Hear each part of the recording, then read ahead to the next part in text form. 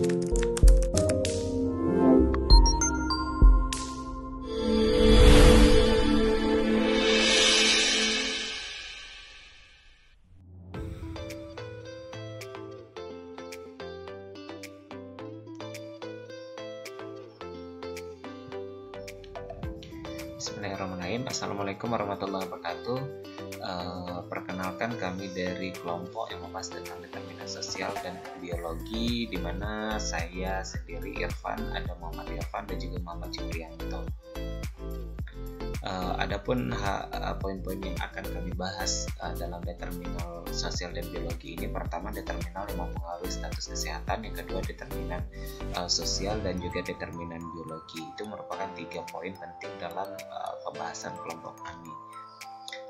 Pertama, determinan yang mempengaruhi status kesehatan. Adapun dikenal dengan teori klasik atau teori yang dikemukakan oleh Hendrik Bloom pada tahun 1974 mengatakan bahwa ada 4 determinan utama yang mempengaruhi derajat kesehatan individu, kelompok atau masyarakat. Itu seperti pada gambar di bawah ini, itu yang mempengaruhi derajat kesehatan itu pertama dari lingkungan atau etnisitas, dan juga dari lingkungan atau environment, dan juga dari perilaku atau behavior, dan juga pelayanan kesehatan. Nah, 4 tersebutlah yang mempengaruhi derajat kesehatan individu, kelompok atau masyarakat.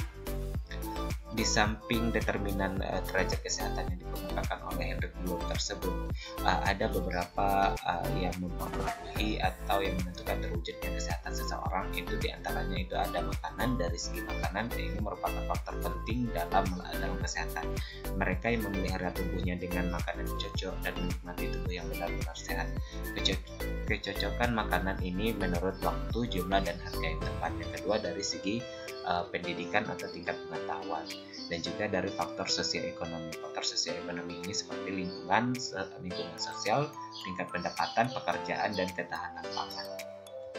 Serta latar belakang budaya. Latar belakang budaya ini mempengaruhi seperti keyakinan, nilai, dan juga kebiasaan individu, dan juga faktor umur atau usia. Itu setiap bayi atau lansia atau setiap seseorang itu mempunyai respon yang berbeda-beda terhadap perubahan kesehatan yang terjadi. Dan juga dari faktor emosional, ini bersifat pemikiran yang positif akan sangat berpengaruh, seperti pikiran yang sehat dan juga bahagia semakin meningkat, dan juga bahagia ini akan membuat semakin meningkat kesehatan tubuh seseorang. Dan juga dari faktor agama dan keyakinan, di mana faktor agama dan keyakinan yang dianut oleh seseorang individu secara tidak langsung dapat mempengaruhi perilaku dalam sehari-hari, dan juga dalam berperilaku sehat. Misalnya dalam agama Islam yang mengajarkan bahwa kebersihan adalah sebagian dari iman. Dan juga dari determinan sosial yang dikemukakan oleh Dahlgren pada tahun 1991 itu mengatakan bahwa yang menggambarkan determinan sosial kesehatan itu terletak di berbagai level dalam model ekososial kesehatan. Teori ini menjelaskan bahwa kesehatan atau penyakit yang dialami oleh individu dipengaruhi oleh faktor-faktor yang terletak di berbagai lapisan lingkungan. Sebagian besar determinan kesehatan tersebut sesungguhnya dapat diubah, seperti pada gambar di bawah ini, yaitu model determinan ekososial kesehatan, di mana individual lifestyle faktor juga dipengaruhi agent, seks dan juga hereditas faktor, dan juga social community network. Untuk lapisan pertama atau lapisan mikro, ini determinan kesehatan untuk meliputi perilaku atau lifestyle, gaya hidup individu yang meningkatkan atau merugikan kesehatan, misalnya pilihan untuk merokok atau tidak merokok. Untuk lapisan kedua atau lapisan meso, ini adalah pengaruh sosial dan juga komunitas yang meliputi norma komunitas, nilai sosial, lembaga komunitas, modal sosial, jejaring sosial, dan lain sebagainya.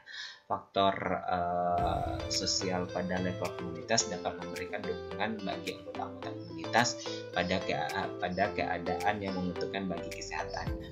Itu level yang kedua atau dikenal dengan istilah level meso. Dan juga ada level yang ketiga atau level exo. Ini meliputi faktor struktural seperti lingkungan pemukiman atau perumahan, dan juga ketersediaan pangan, ketersediaan energi, dan juga kondisi di tempat bekerja, kondisi sekolah, penyediaan air bersih, dan sanitasi lingkungan, dan lain sebagainya. Ini merupakan lapisan yang ketiga atau dikenal dengan istilah level exo.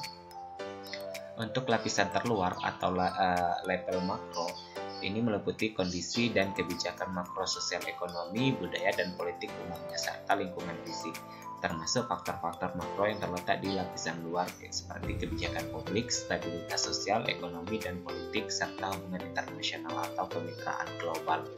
Nah, berdasarkan model determinan ekososial kesehatan yang dikemukakan oleh Dahlgren pada tahun 1991, itu dapat disimpulkan bahwa kesehatan individu, kelompok, dan komunitas yang optimal membutuhkan realisasi potensi penuh dari individu, baik secara fisik, psikologis, sosial, spiritual, dan juga ekonomi. Pemenuhan ekspektasi peran seseorang dalam keluarga, komunitas tempat bekerja, dan realisasi kebijakan makro yang dapat memperbaiki kondisi lingkungan makro. Nah, itulah kesimpulan dari model determinan ekososial yang dikemukakan oleh Dahlgren pada tahun 1991.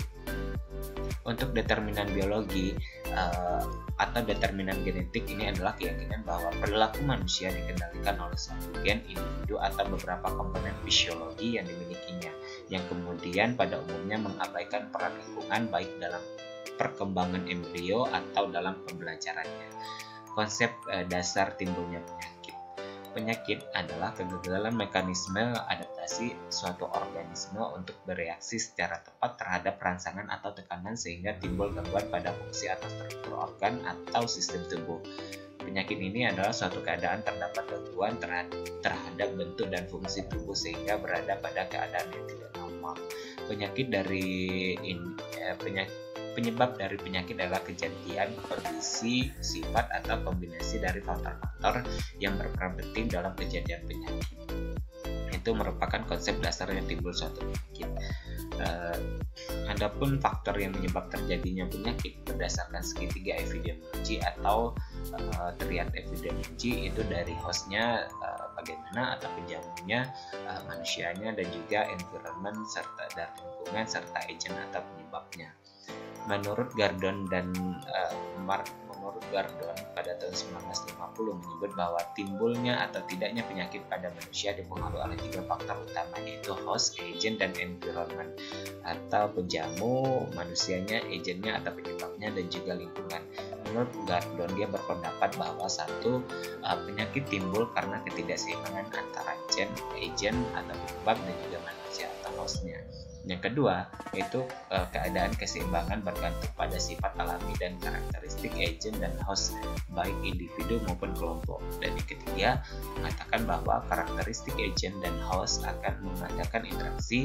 Dalam interaksi tersebut akan berhubungan langsung dengan keadaan alami dan lingkungan, baik itu lingkungan sosial, fisik, ekonomi, dan biologis. Itu merupakan 3 faktor yang mempengaruhi timbulnya penyakit pada manusia. Untuk penjamu atau host ini dipengaruhi dari faktor keturunan dan juga mekanisme kekebalan tubuh atau imunitas tubuh dari manusia tersebut. Bibit penyakit atau agent adalah suatu substansi tertentu yang keberadaannya atau ketidakberadaannya diikuti kontak yang efektif pada manusia dan dapat menimbulkan penyakit atau mempengaruhi perjalanan suatu penyakit. Adapun bibit penyakit atau agent itu baik dari mikroorganisme seperti virus, bakteri, dan jamur, dan juga ada yang berupa non mikroorganisme seperti protozoa atau metazoa seperti cacing, dan juga tumbuhan seperti benih atau jamur, dan juga pada golongan-golongan lain seperti golongan kimia, yaitu seperti pestisida, bahan pengawet makanan, obat-obatan, limbah industri, dan lain sebagainya. Dan juga dari golongan fisik seperti panas, sinar, radiasi, suara, getaran, dan lain sebagainya. Adapun dari golongan mekanik seperti kecelakaan lalu lintas dan juga pukulan, dan juga dari golongan nutrien seperti karbohidrat, protein, lemak, dan lain sebagainya. Itu merupakan agent atau penyebab dari timbulnya penyakit pada seseorang atau pada manusia. Dari segi lingkungan atau environment, itu adalah segala sesuatu yang berada di sekitar manusia yang mempengaruhi kehidupan dan perkembangan manusia. Lingkungan lingkungan terbagi atas 3 macam, yaitu seperti lingkungan fisik, lingkungan biologi, dan juga lingkungan non fisik. Dan gambar di bawah ini merupakan model jejaring sebab akibat pada penyebab penyakit yang menjemur. Dari segi lingkungan atau environment adalah segala sesuatu yang berada di sekitar manusia yang mempengaruhi kehidupan dan perkembangan manusia. Lingkungan terbagi atas 3 macam, seperti lingkungan fisik, lingkungan biologi, dan juga lingkungan non-fisik. Di bawah ini merupakan model jejaring sebab akibat penyebab penyakit yang menjemur. Model jejaring sebab akibat atau web of caution menjelaskan bahwa penyebab penyakit terdiri dari beberapa faktor yang menjemur. Faktor atau komponen tersebut saling terkait dan membentuk jaringan sebab akibat yang cukup rumit. Dari gambar tersebut dapat diambil kesimpulan bahwa suatu penyakit tidak tergantung pada suatu sebab yang berdiri sendiri, melainkan akibat dari proses sebab akibat. Dengan demikian, timbulnya penyakit dapat dicegah dengan memotong rantai tersebut.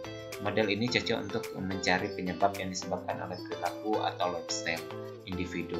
Mungkin hanya itu yang dapat kami jelaskan dalam video pembelajaran mengenai determinan biologi dan sosial dalam mata kuliah Surveillance Epidemiology. Lebih kurang terima kasih. Wassalamualaikum warahmatullahi wabarakatuh.